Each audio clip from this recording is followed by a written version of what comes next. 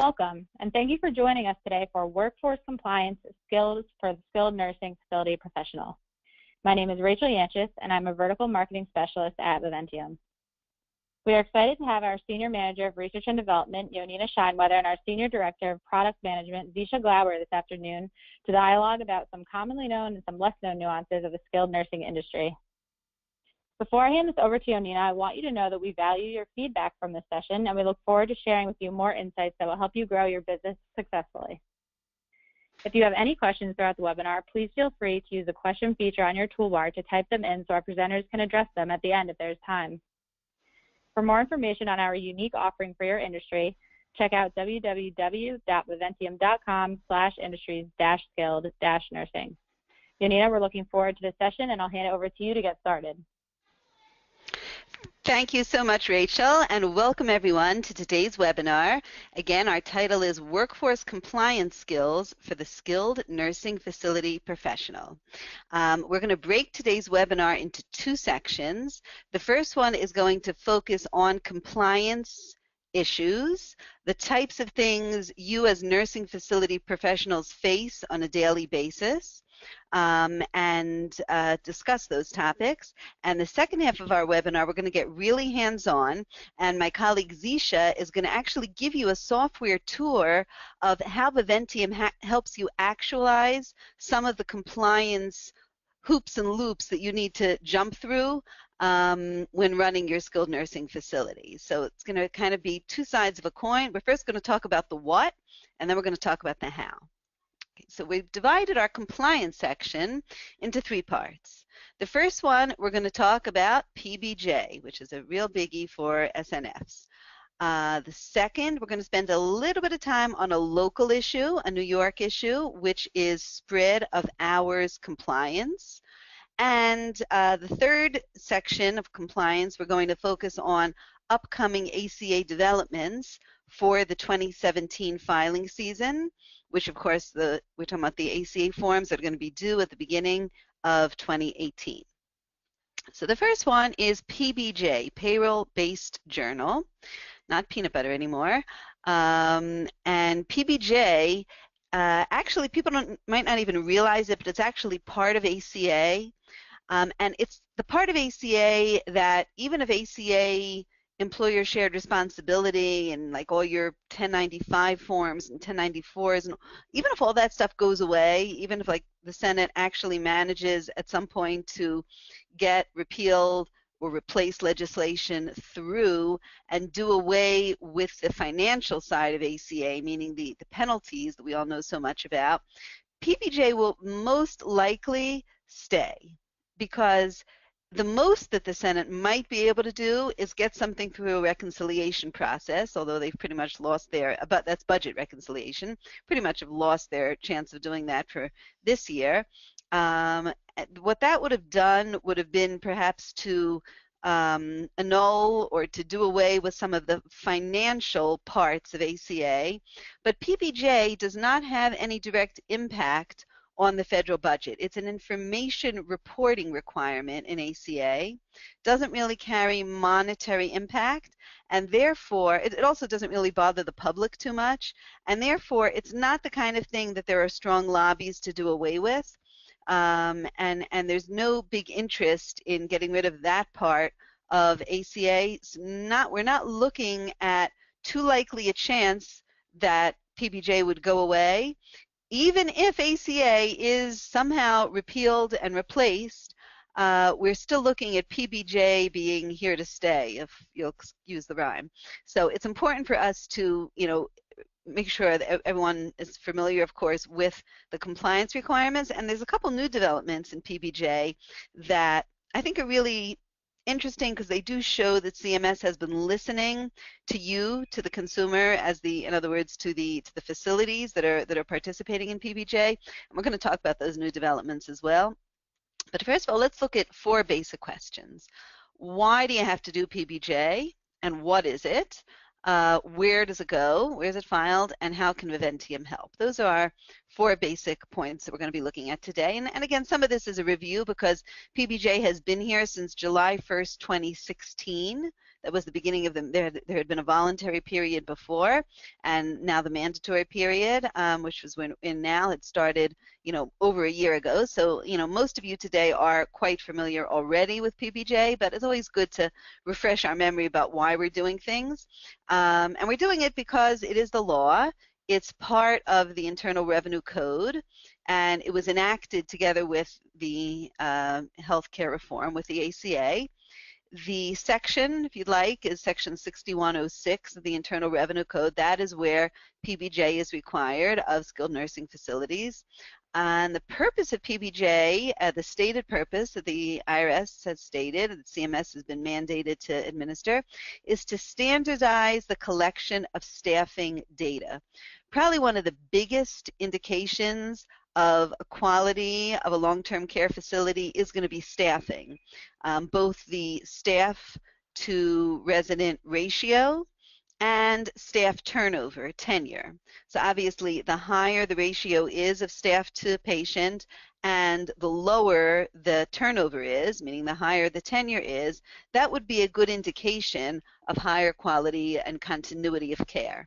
There have been, obviously Medicaid and, there's been various CMS in its various programs has required staffing data together with some of your MDS assessments, together with some of the, data that you'd had to submit in the past, but it's never really been both standardized and auditable in the way that the law mandates it to be now. And obviously the goal is that this is eventually going to filter in to the 5-star quality rating system, which of course is the way that consumers, both patients looking to go into a facility or their loved ones, looking to help them, that's the system that they're going to turn to get a rating of a nursing facility. So PBJ is meant to enhance the reliability and the helpfulness of the data on the 5-star rating system. As we said, it measures the levels of staffing and turnover. And the key here, and this is something we're going to focus on a lot, is that it needs to be both auditable and verifiable. So now if you're pulling, for example, PBJ data from a time and attendance system, and that system does not have an internal control that will prevent you from just going in, let's say, and deleting a payroll or partially deleting entries, then that's not auditable. It's not verifiable. Whereas data that comes from an HCM, a human capital management system, specifically the payroll module of an HCM system, is auditable. There's no way to delete a payroll, at least in a system such as Viventium, which is an auditable system. There is always an audit trail. If something is deleted, it will show as deleted. It will show that it existed and that it was deleted for one reason or another, and that would be an audit criteria. So if you're simply, pulling information from a TNA, time and attendance, or from a spreadsheet, you're not really meeting the requirement of having your PBJ data be auditable and verifiable. And of course, here's the screen that you're as an SNF. These are the people who are coming to you. They've looked you up here. They've evaluated you here. Find a nursing home and their location. Nursing home compare. How does nursing home compare work? So eventually, PBJ is supposed to impact this site. Can we say that CMS has begun to use PBJ on this site? Not exactly. What CMS, Center for Medicare Medicaid Services, has done is actually going to happen, meaning they've been collecting the data since July 1st.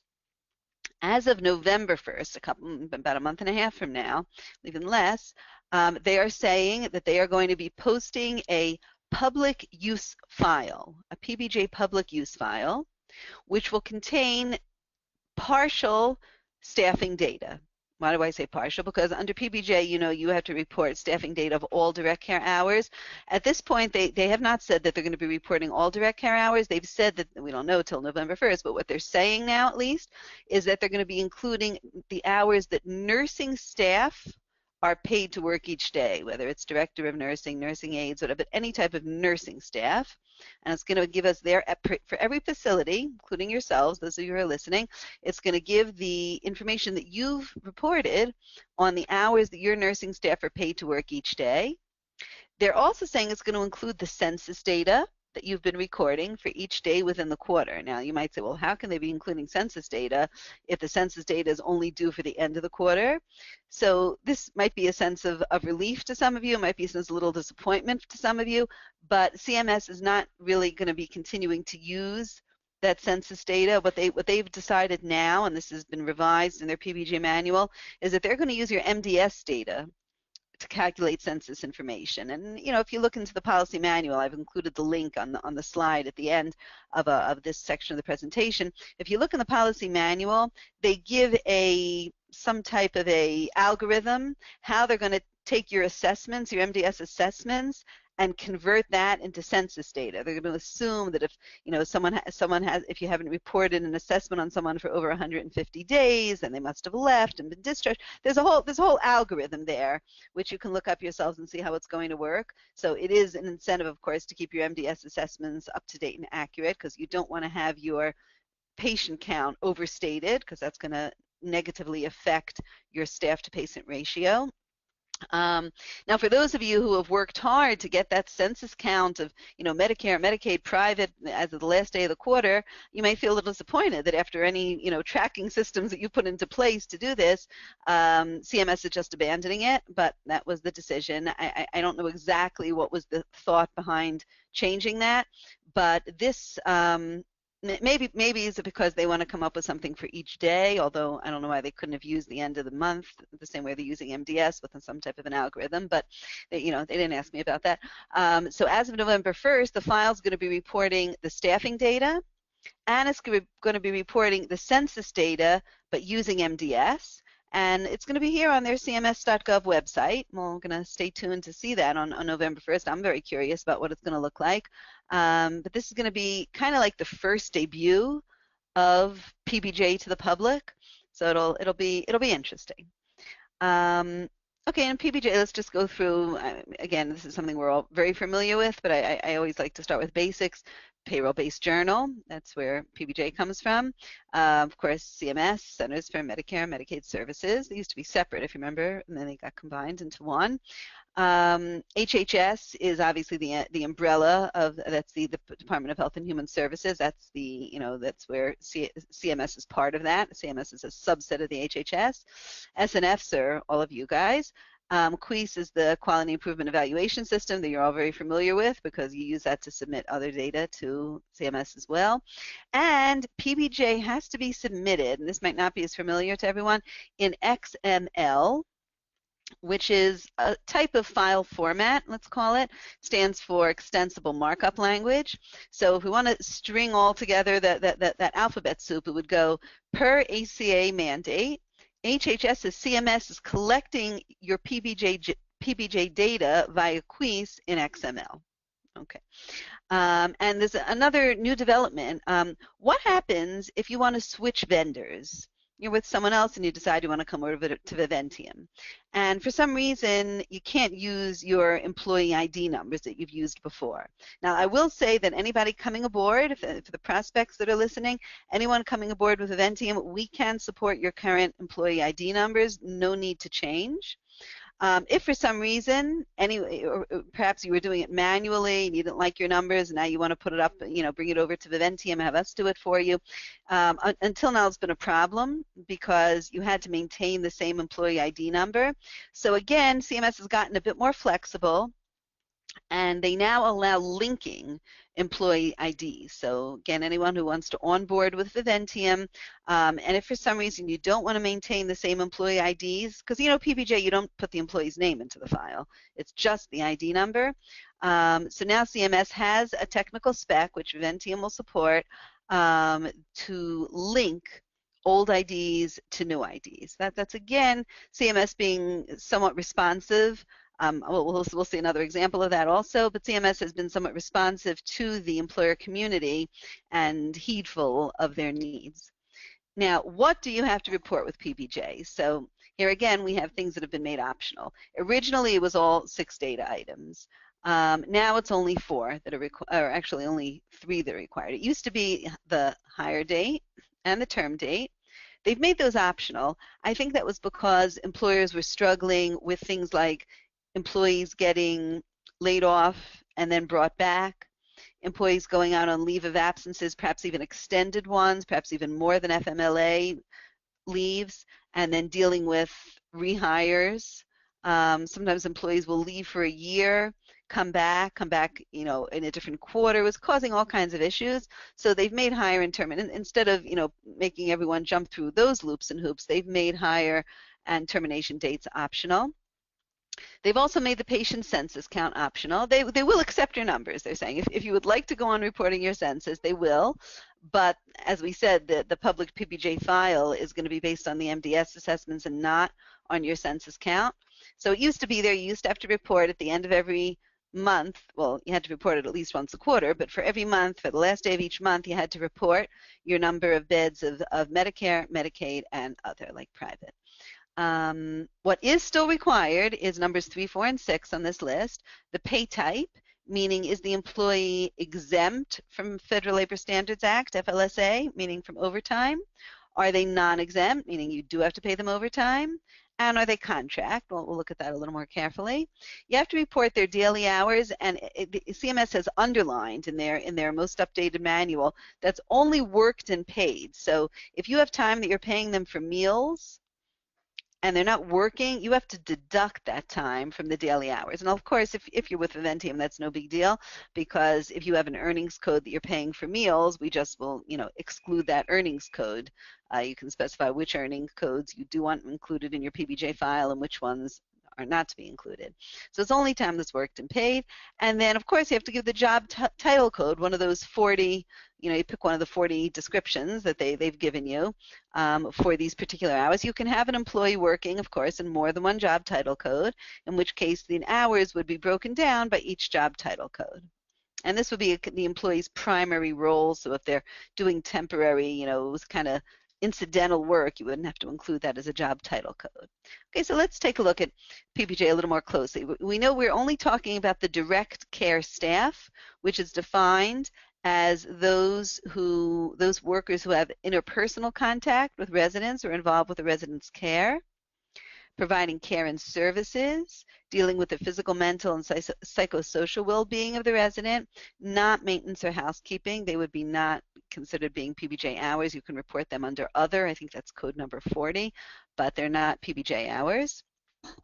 And as we said, you're going to be reporting who's exempt and non-exempt. Right now, there had been a lot of talk, more than talk, a lot of really litigation around the attempt to expand the definition of who is non-exempt from FLSA. The Department of Labor, Federal Department of Labor, had made a bid to greatly raise the threshold, basically double the threshold above which people didn't have to be paid overtime. So that would have included a whole lot more of your workers in a non-exempt category.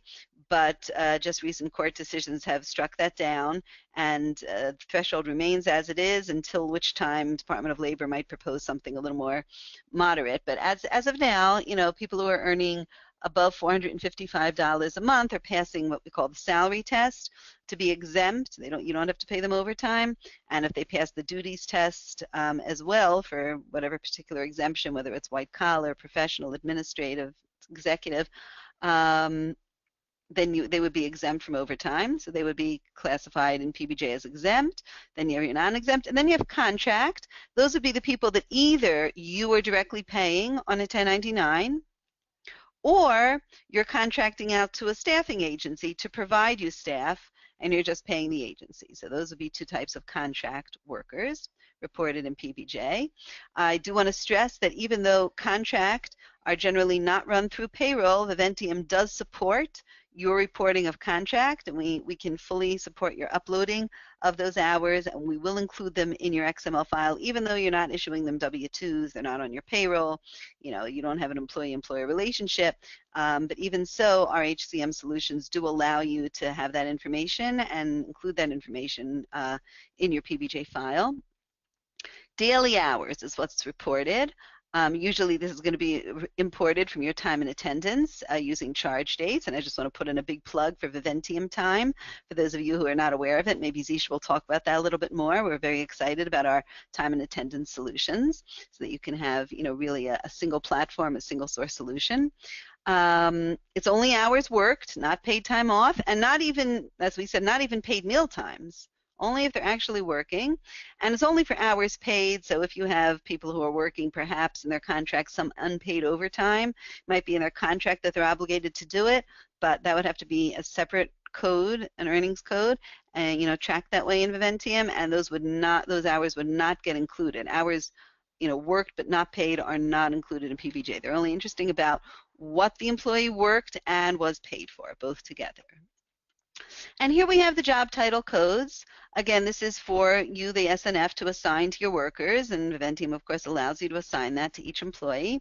Most of these are PBJ direct care workers, certified nurses, aides, nurse in training, etc. Till we get up to categories 38, 39, and 40, where they are optional. Both the blood service workers, the housekeeping, and other types of service workers, not involved directly in psychosocial, physical, mental well-being of the patient. So these are the job codes that PBJ requires being reported. Now, patient census, again, this is optional. You no longer have to report patient census. And you used to be able to, this was not payroll data at all. This was something that you would enter directly on the PBJ interface, and it was the count as of the last day of the month, 3 numbers per month, 9 per quarter. This was the screen, and they're still going to accept the data, they're saying, though, if anybody really, really loves reporting census data, they'll be happy to receive it from you, but they will not be using it for calculating your staffing ratio on this PBJ public file that they're going to release. Where do you file your PBJ? Well, it's submitted to CMS using the same quiz system that you use for MDS and other types of Medicaid reporting. You would use your same CMS net user ID, which is already assigned to you.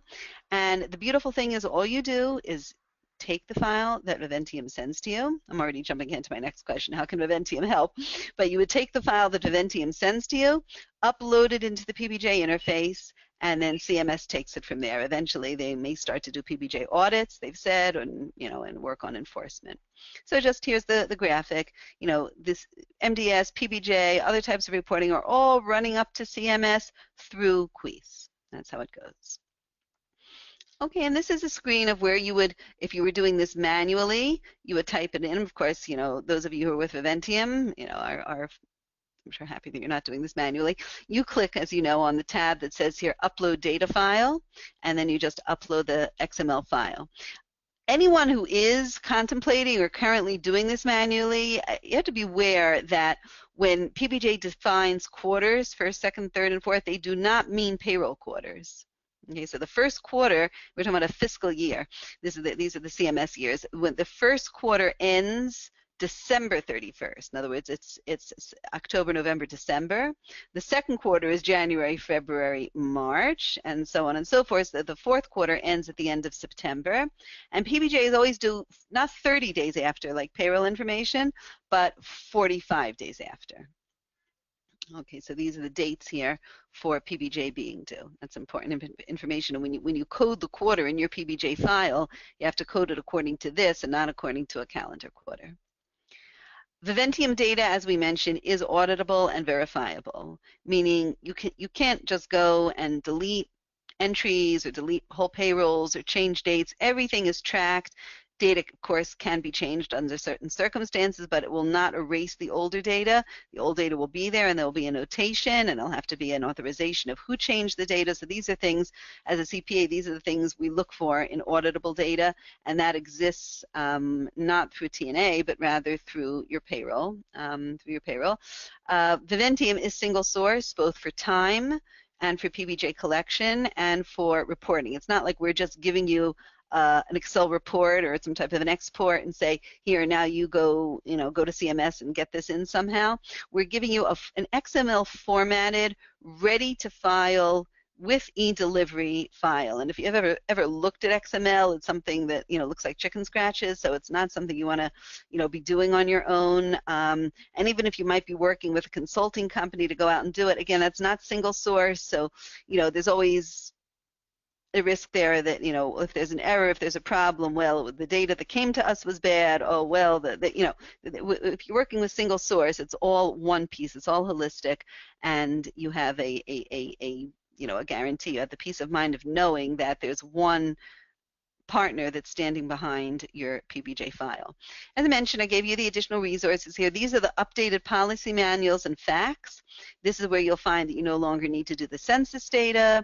You'll find that, you know, hire and termination is also optional. You'll find the information about linking employee numbers if for some reason you need to change an employee ID. So these are good resources to keep. And I want to just do a nod in the direction of a New York State law called spread of hours for those SNFs who have facilities in New York State. This is specific New York State law that says that if an employee has more than 10-hour intervals between the beginning of their workday or the end of their workday, even if they don't work 10 hours, but we'll see an example, but you see it in the New York law here from the source, if their time in and their time out spreads over more than 10 hours, their first time in of the day and their last time out of the day, you have to pay them an extra hour at minimum wage, at New York minimum wage. And it says it right there on the New York poster. You know, it states it's kind of in small print down at the bottom, but it's there, and I highlighted it in yellow. Spread of hours. If your workday lasts longer than 10 hours, that's kind of misleading, because even if someone works only 4 hours for the day, but the spread between the beginning and the end is more than 10 hours, that would be a better way of saying it, they have to be paid an extra hour.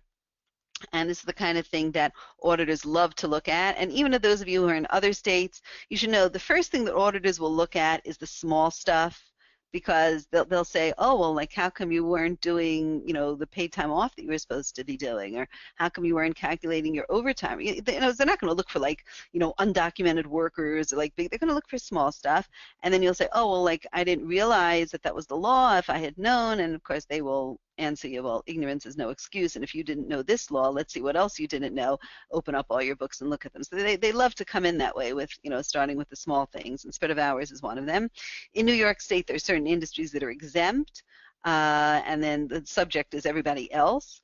So building, service, farming, and nonprofits are exempt, but skilled nursing facilities are subject to spread of hour requirements. But it's only for employees who are subject to labor law, meaning it's subject to minimum wage and overtime. If you don't have to get paid overtime, you don't have to get paid spread of hours.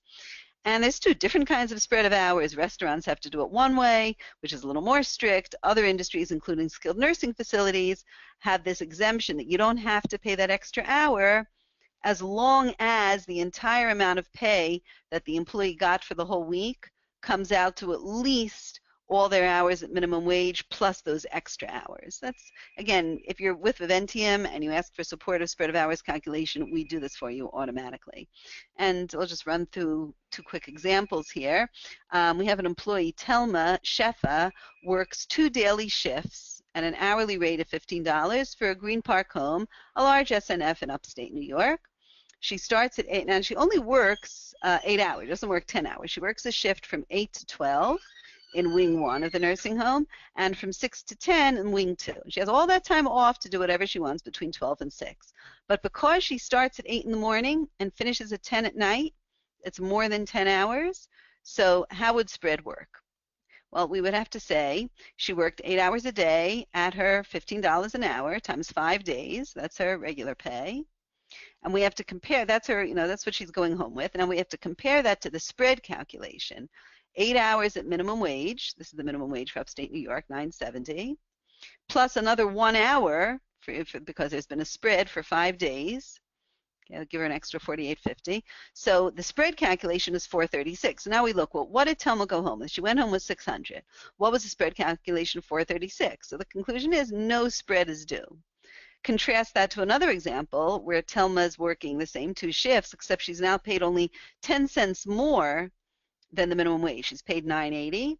So we would just, you know, she would be going home with $392, and compare that to the 8 hours at minimum wage plus the 1 extra spread hour for the 5 days.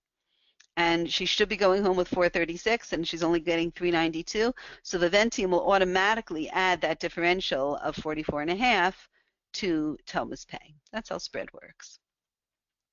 And nice thing is, New York State is the kind of state where you have different minimum wages based on locations. Here's a chart that specifies those wages.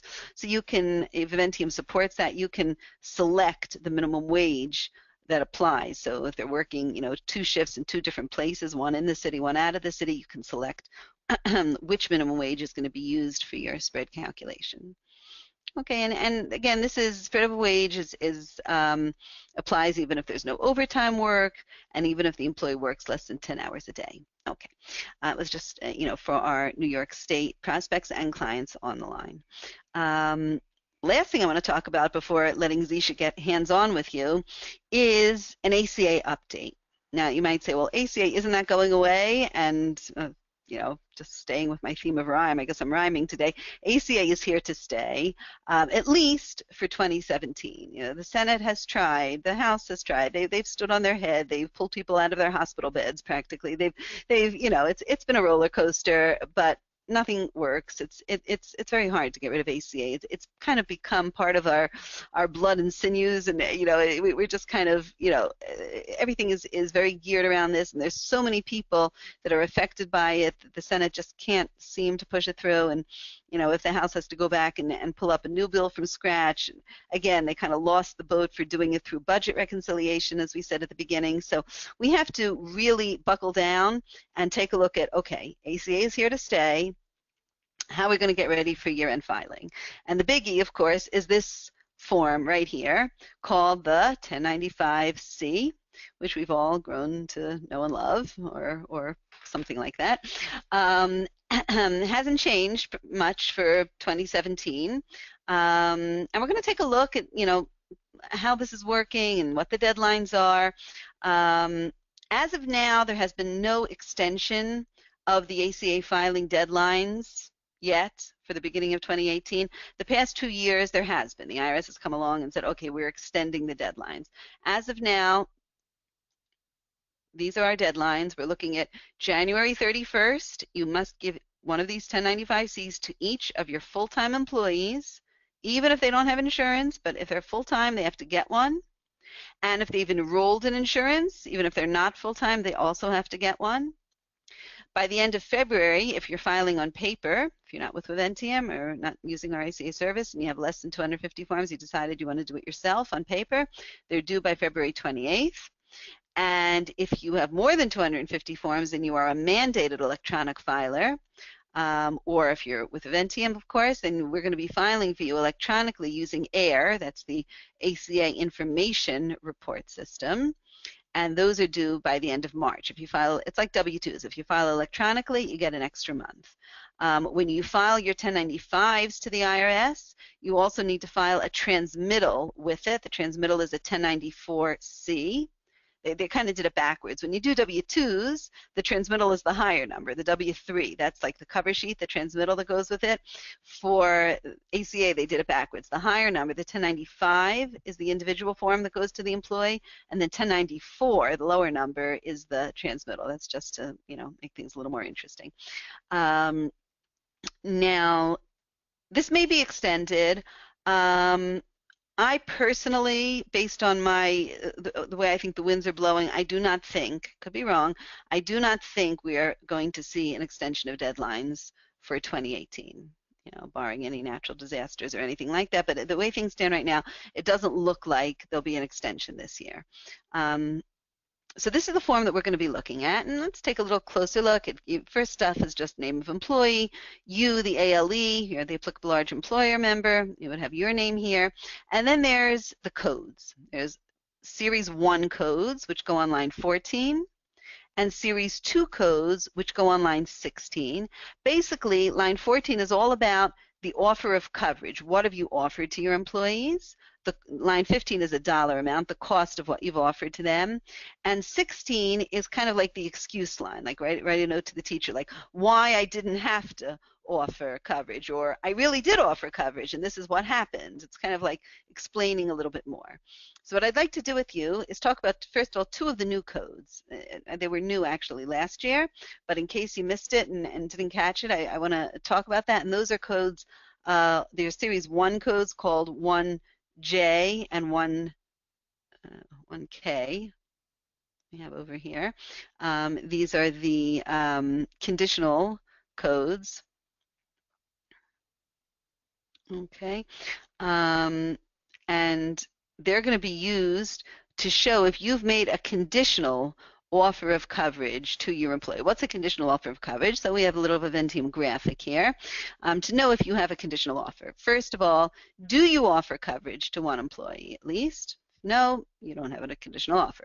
If you do, then does at least one of the plans, because you might be offering multiple plans to different levels of employees, does at least one of your plans allow an employee to obtain spousal coverage? So if there's no spousal coverage, again, you can't have a conditional offer.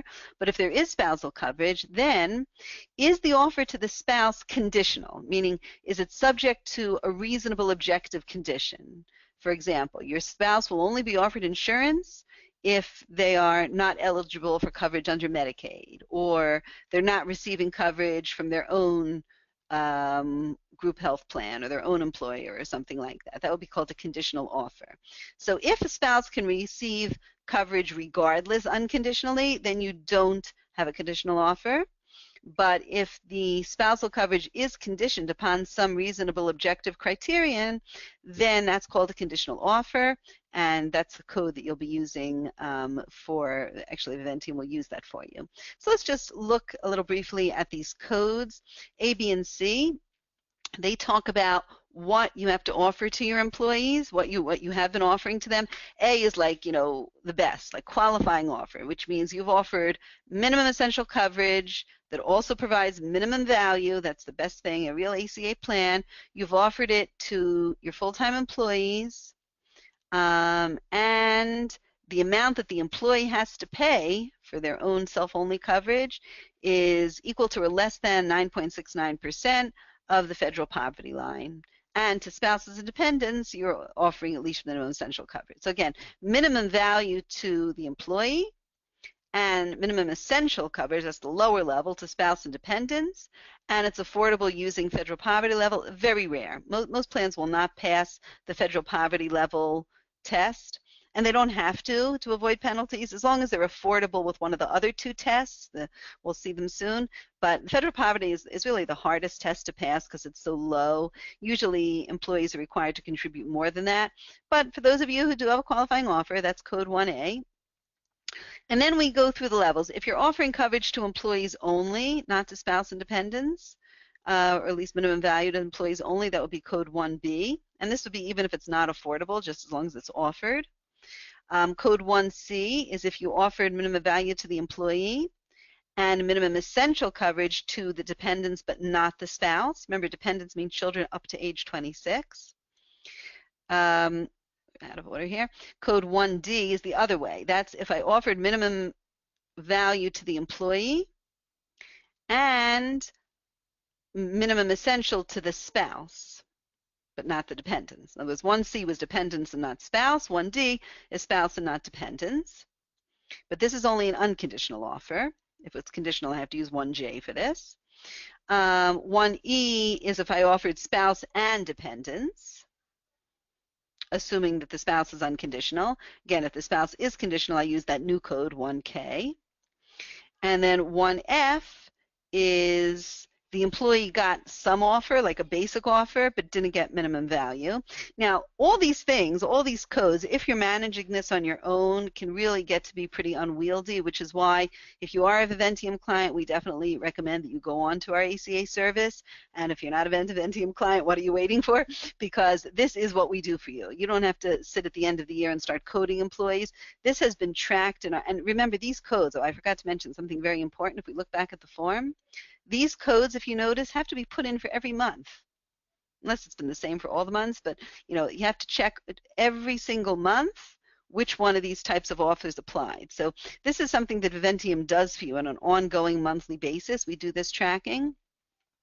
Code 1G, that would be if the, and by the way, this is a good chart. You'll have access. Those of you who are participating will have access to these slides, because what this chart does, it gives you the code, it gives you the legalese, which is the middle column is a quote from the IRS instructions, and the right-hand column is the digest that the Viventium compliance team has put together for you in plain English. When do you use this code? So instead of reading all of this, you just look, oh, 1G, that's if the employee is full-time, but I'm sorry, is not full-time, but they've enrolled if you have a self-insured plan in your company. Okay, so that would be used for that. If you have an employee who is not active or not offered insurance, that would be 1H. And of course, 1J, that's the new one. That's if the spouse got, the employee got minimum value, and the spouse got a conditional offer. I'm sorry, that should be conditional over there. And then the last one is if the employee got minimum value and the spouse got a conditional offer together with dependents. Okay, then we've given you here an order. What if more than one code applies when you come to the excuse notes? That's code series 2. So there's a pecking order, of which codes that apply first. All right, and then you have your excuses. In other words, why didn't this employee get an offer? So 2A, because he wasn't employed during this month. And you would use that even if the employee is enrolled in COBRA, but he wasn't employed, right? 2B, you use if the employee was employed, but he was not full-time and he wasn't enrolled in coverage. Or if he was full-time, was offered coverage, but terminated this month, then that would be a 2B. The month an employee terminates is 2B. 2D is if they're in some type of a period where you don't have to offer them insurance. 2E is for union plans, multi-employer they call it. 2F, again, this is which affordability safe harbor we're using. Federal poverty level is like the worst one to use. I don't know any clients, I've not heard of anyone using that as affordability. Most people are either using 2F, which is the W-2 safe harbor, or 2G. I'm sorry, not 2G, that's the bad one. There were 2H, which is called the rate of pay safe harbor. Basically what that says, if the employee has to pay less than 9.69% of their rate of pay or of their W-2 wage, then the plan is called affordable. Okay, so these are all the codes that go into this form over here, this 1095C. Again, it's a monthly tracking process. For those current Viventium clients, perhaps Zishe will give you a little tour of the dashboard. Those of you who haven't visited your ACA dashboard recently, now is the time to do so. Make sure your tracking is up to date. And of course, those of you who are not yet using Viventium's ACA solution, now's the time to start. And so with no further ado, Zishe, I'm going to turn it over to you, and hopefully you won't rhyme as much as I do. I'm going to give you actually the controls here so that you're going to be able to take us on a very hands-on tour of our remarkable software.